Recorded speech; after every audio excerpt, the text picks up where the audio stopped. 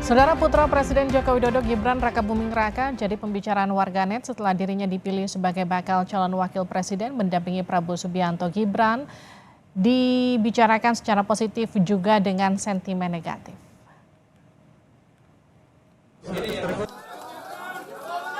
Pengusungan putra Presiden Joko Widodo Gibran Rakabuming Raka sebagai bakal cawapres mendampingi Prabowo Subianto menjadi perbincangan hangat publik. Hal ini terekam dari hasil monitoring drone emprit terhadap percakapan di media sosial sejak Sabtu 21 Oktober lalu.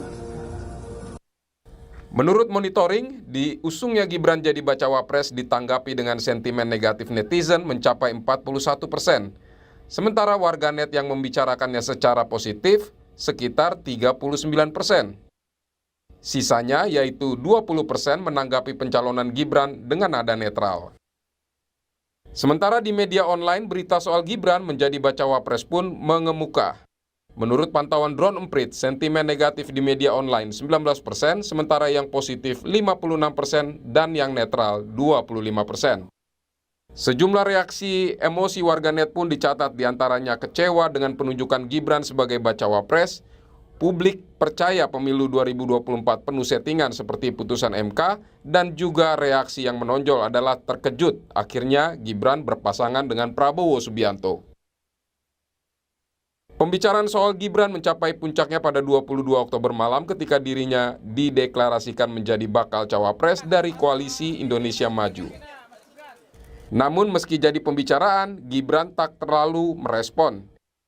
Di akun X-nya pada Minggu malam, Gibran justru membahas soal Liga Inggris. Esoknya nama Gibran masih menjadi trending topik. Gibran kembali mencuit dengan gaya santai. Tetap santuy walaupun sedang trending, cuit Gibran. Di cuitan berikutnya, Gibran bilang akan menyiapkan Piala Dunia 2017 dulu saat disinggung soal Pilpres. Gibran di media sosialnya tidak menyinggung soal pencapresan dirinya. Bahkan hingga kini Gibran belum mengeluarkan pernyataan soal kesediaan maju menjadi bacawa pres, meski Prabowo sudah mendeklarasikan Gibran sebagai bakal cawapresnya di Pilpres 2024. Tim Liputan Kompas TV. Saudara, topik soal Gibran Rakabuming Raka diusung jadi bakal calon wakil presiden jadi percakapan yang ramai di media sosial. Seperti apa sentimen di media sosial, kita akan berbincang dengan founder drone emprit Ismail Fahmi. Mas Fahmi, selamat malam.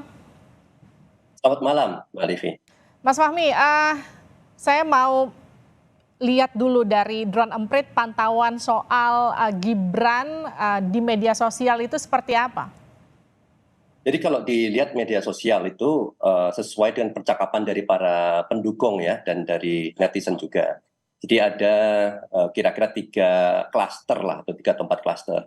Pendukungnya Anies, pendukungnya Gibran ya, Pak Prabowo, kemudian pendukungnya Pak Ganjar, dan katakan 3 itu. Plus satu lagi media.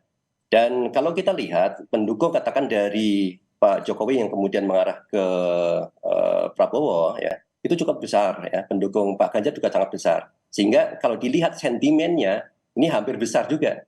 Ada yang positif, sangat gede juga, makanya saya juga cukup surprise ya, ternyata sangat besar ya untuk ukuran media sosial, untuk ukuran isu yang sangat kontroversial, politik dinasti ya, dinasti politik. Tapi ternyata percakapan juga yang positif juga cukup besar ya.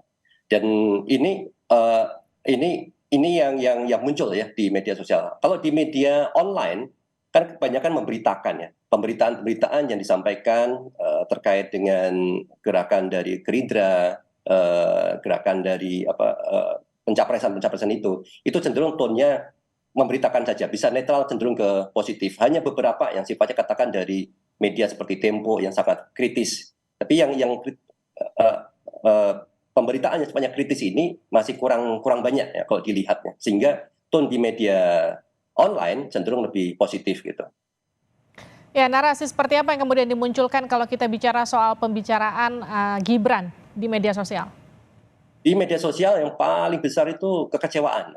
Jadi publik menyatakan kekecewaannya yang tertangkap, kecewa atas penunjukan Gibran sebagai cawapres Pak Jokowi.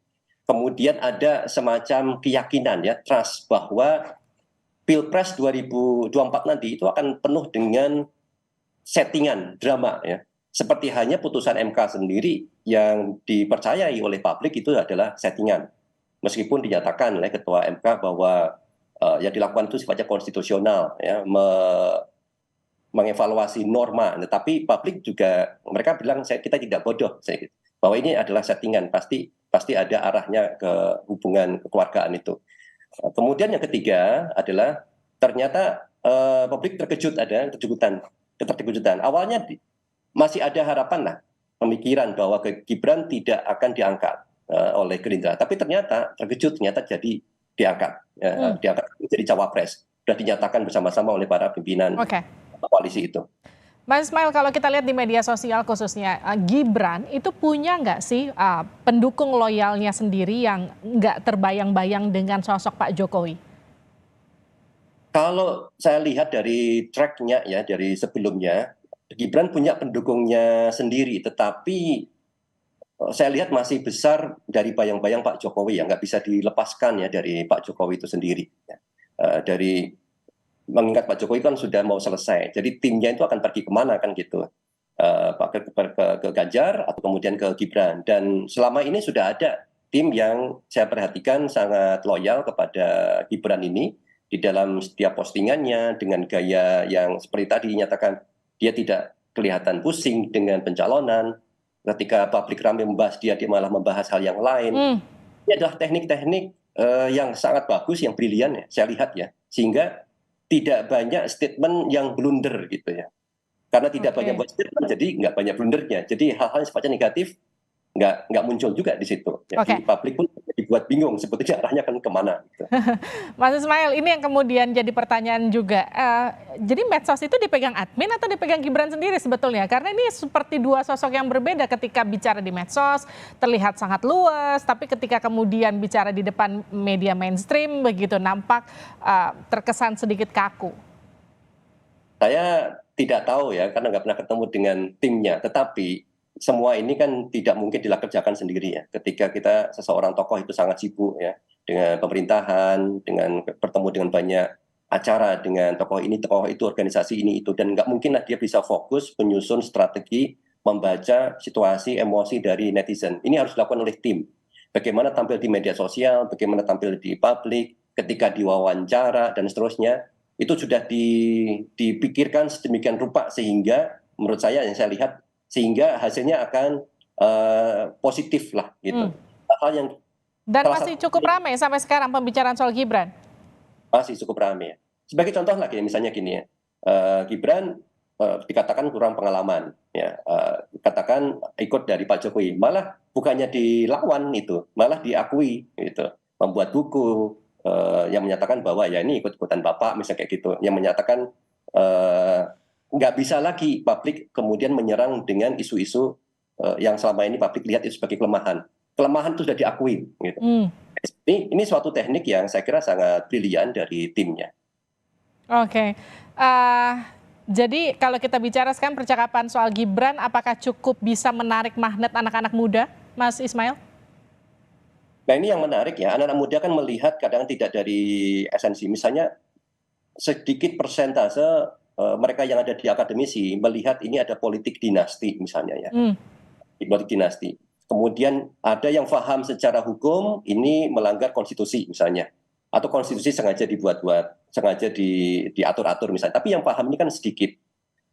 Sebagian besar publik netizen mereka hanya melihat apa yang muncul di media sosial, apa yang muncul di depan mata. Semakin banyak konten-konten yang sifatnya lelucon, guyon, kemudian agak positif, dan itu dibombardir terus, dan itulah yang akan bisa membentuk ya opini publik. Bisa dikatakan kita bisa memanipulasi lah opini publik itu dengan konten-konten yang ada di media sosial. Jadi saya kira opportunity bagi keduanya ya untuk membangun cita Gibran yang bagus atau membangun cita Gibran yang tidak bagus. Oke, seberapa besar kemungkinan Gibran bisa menggrab kekuatan anak muda lewat media sosialnya? Ini saya kira dari sisi Gibran sebagai anak muda sendiri, kalau ditampilkan ya itu dengan isu-isu yang sesuai dengan menjadi concern anak muda itu bisa masuk itu, saya kira ya, dengan metode, dengan cara yang disukai oleh anak-anak muda. terutama ini TikTok ya, kalau saya lihat banyak konten-konten anak muda sekarang generasi Z itu mencari itu di TikTok. Nah, sekarang tidak dilihat nanti konten di TikTok itu seperti apa terkait dengan Gibran ini. Mereka kadang nggak googling lagi, Mbak. Nyari informasi mungkin milenial dan sebelumnya itu masih banyak pakai Google, baca. Anak Gen Z sudah nggak lagi.